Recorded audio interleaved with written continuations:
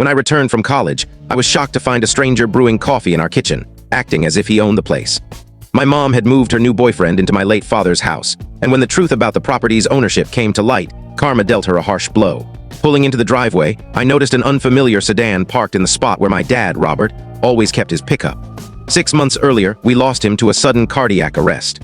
His death shattered our family, especially since he was the epitome of vitality, working out regularly, eating healthily, and never touching cigarettes. Dad was my anchor. I assumed maybe Mom had a friend over to help with holiday chores. But when I stepped inside, there was this guy in gym shorts and a sleeveless shirt, sipping from the mug I'd gifted Dad for Father's Day, the one with cheesy jokes printed on it. He looked at ease, which made my skin crawl. Then Mom glided downstairs in a satin robe I'd never seen, introducing the man as Alan, her boyfriend who'd moved in 2 weeks prior, as casually as if she were mentioning a new appliance. I stood there, my college bag still slung over my shoulder, struggling to comprehend. When I questioned how she could bring someone into our home so soon after Dad's passing, her response floored me. She got defensive, insisting she deserved joy and that I, being young, couldn't grasp mature relationships. When I called her out for disrespecting Dad's memory, especially by letting Alan use his things, she exploded. She screamed that I was an ungrateful mistake trying to dictate her life, and I should be thankful she even allowed me to visit during school breaks. Looking back, her behavior wasn't entirely shocking. Mom had a pattern of inappropriate actions that Dad somehow endured. In high school, she'd flirt with my boyfriends whenever they came over, overly complimentary, touching their shoulders, or wearing revealing outfits. Once, when my first serious boyfriend arrived for prom, she greeted him in a tight top and shorts, insisting on photos where she stood uncomfortably close.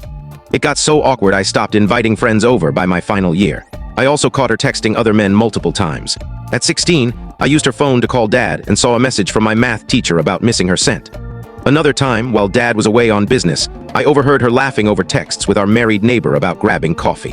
I showed Dad those messages, but he looked crushed and said adults sometimes err, and we had to keep the family intact. After the argument about Alan, I went to my room, only to find it transformed into an office. The walls were repainted, my posters gone, my bed replaced by a desk. My belongings were boxed up and relegated to the garage. My entire childhood space, 22 years of memories, had been erased in months. Alan tried to mediate, saying change is tough, but I needed to accept that this was Mom's house now, and they were building a new life.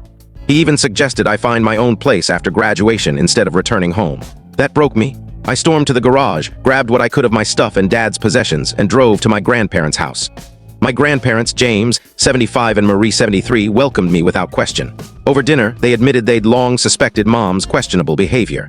Grandma shared a story from when I was 14. She dropped, "This is just a short part of the story. For the full story, click the link below and watch it on our channel. And don't forget to subscribe, like, and share, so you never miss the amazing stories we upload next."